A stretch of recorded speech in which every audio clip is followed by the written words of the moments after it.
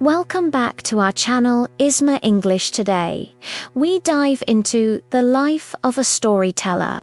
Not just any storyteller, but a writer whose imagination has shaped worlds, built characters, and captured the hearts of thousands of readers.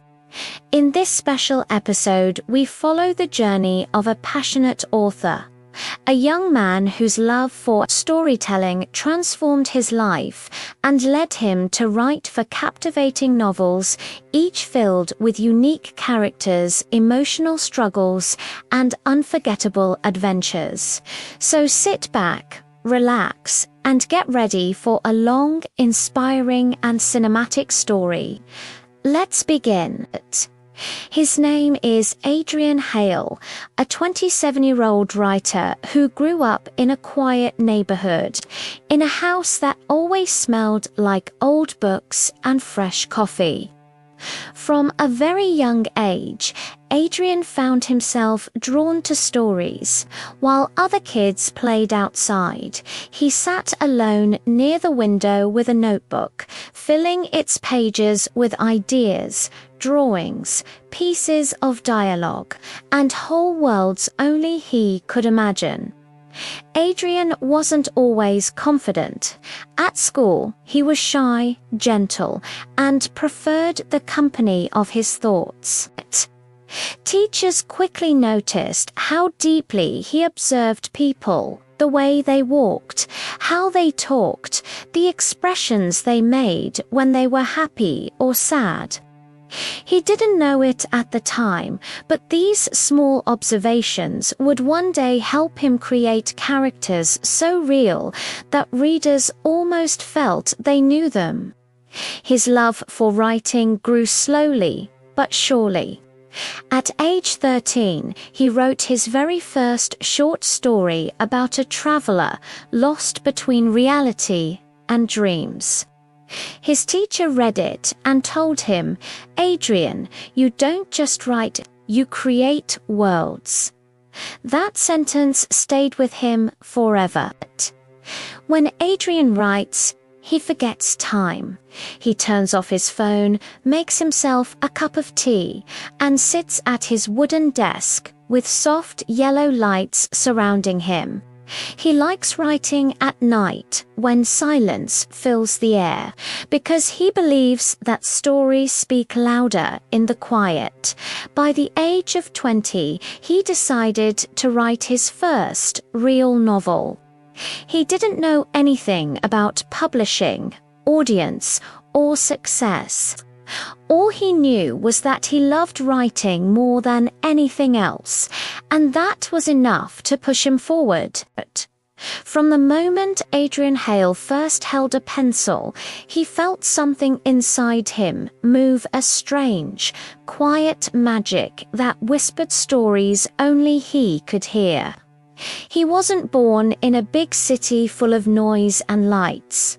Instead, he grew up in a small, calm town where nothing unusual ever happened. His house was tiny, painted white with blue windows, and always smelled like old pages and the coffee his father loved to drink every morning. As a child, Adrian didn't speak much, not because he was shy, but because he preferred listening to the wind outside his window, to the voices of people in the streets, to the stories hidden in everything around him. He believed that every stone, every tree, every silence had something to say, and he felt responsible for writing it all down. He spent most of his time alone, sitting on the wooden floor of his room, filling notebooks with strange symbols, names, sketches of characters he imagined, and pieces of conversations he heard during the day. He didn't understand what he was doing, he just wrote because it made his heart feel full. As he grew older, he realized that writing wasn't just a hobby. It was an escape, a sanctuary, a place where he could turn sadness into poetry and loneliness into worlds full of people who never left him. By the time he turned 20, he carried inside him a mountain of emotions he had never expressed. And one night, cold, quiet, lit only by the dim glow of his desk lamp, he decided to write his first novel. He didn't know if it would be good or bad. He didn't even think about readers or publishing. He simply felt that the story inside him wanted to breathe, and he couldn't hold it anymore. That night, something awakened in him, something powerful, and he wrote until his fingers hurt. His first novel, The Paper Stars, was born from a moment of deep loneliness. He created Liam, a fragile boy who spent his nights folding tiny paper stars. Adrian loved Liam more than any character he would ever create afterward. Because to him, Liam was not fiction. Liam was a reflection of the child Adrian once was. Liam lived in a small room like his, collected memories in jars, and found comfort in the quiet corners of life. Every wish Liam wrote inside the paper stars was something Adrian had once wished for but never said out loud. As the story unfolded, Liam discovered that every star he folded contained a truth he had been avoiding. Some stars carried happy memories, his mother humming in the kitchen, the smell of rain after school, but others hid painful secrets he tried to forget. The closer Liam got to understanding the meaning of those stars, the more Adrian felt like he was healing himself. Writing Liam's journey made Adrian cry, laugh, and sometimes stop writing just to take a deep breath because the emotions were too real. When he finished the final chapter, he felt empty but satisfied, like he had emptied his entire soul onto the pages. His second novel came 2 years later, during a period when Adrian felt lost, uncertain about his future, unsure about his identity as a writer. Out of this confusion came echoes of the forgotten city. This time he didn't write a gentle, emotional story. He wrote an epic fantasy full of mystery and danger. The protagonist, Khayal, wakes up in the ruins of a giant ancient city with no memory of who he is or how he arrived there. The city whispers to him during the night, calling his name in voices that shift between male, female, old, young. Adrian loved exploring Khayal's confusion because he himself felt confused, like he was wandering through his own forgotten city. Khayal discovers strange markings on his skin, symbols that glow when he touches the ancient walls. He meets characters who guide him, some who want to protect him, others who want to use him. Adrian poured his own fears and dreams into Khayal. Whenever Khayal was scared, Adrian wrote faster. Whenever Khayal uncovered a secret, Adrian felt like he was discovering something about himself, too. The deeper Khayal went into the city, the more he realized that the city itself was alive, breathing, whispering, remembering, and Adrian became obsessed with writing scene after scene, because Khayal wasn't just a hero, he was a version of Adrian searching for meaning. Then came a more delicate, heartbreaking story, Seasons of Her Silence. Adrian wrote it during a time in his life when he felt emotionally numb. He created Myra, a woman who one day stopped speaking, not because of trauma, not because of tragedy, but because she simply felt that silence expressed her heart better than words. Writing Myra changed Adrian's life. She wasn't loud, she didn't fight battles with swords or magic, she battled with her own emotions. The people around her tried to guess why she was silent. Her brother believed she was hiding guilt. Her best friend thought she was protecting herself from heartbreak. A stranger she met on a train believed she was searching for inner peace. But only the reader and Adrian himself slowly discovered the truth.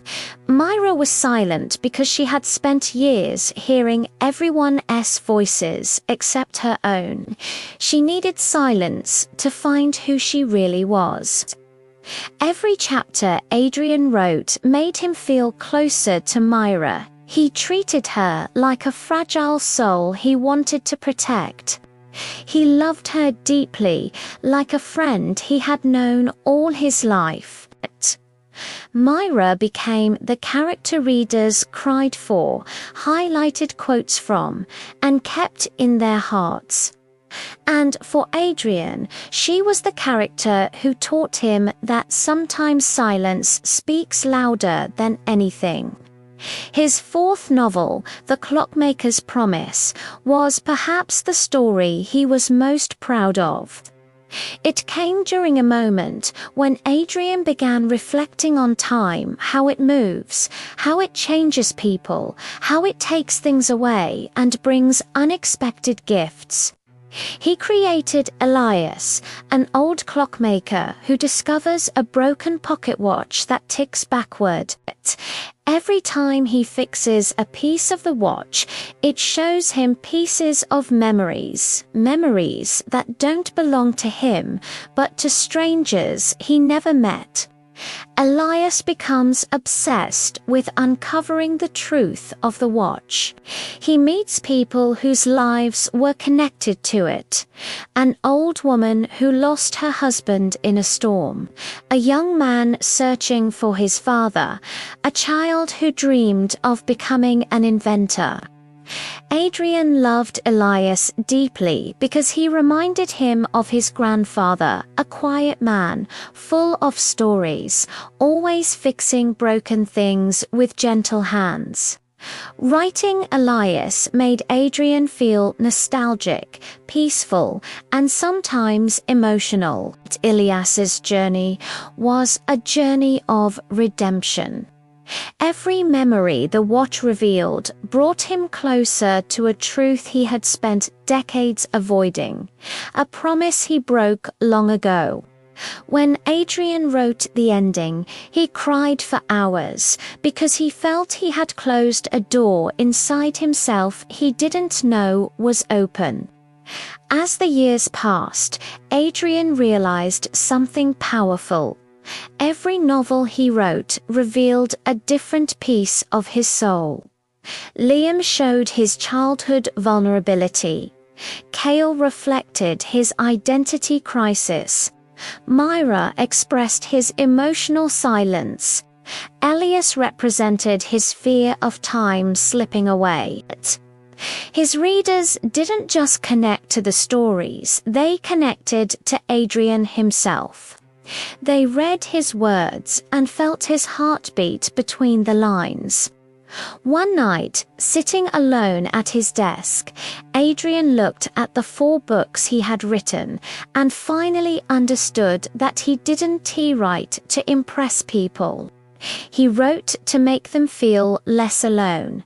He wrote to give his emotions a home.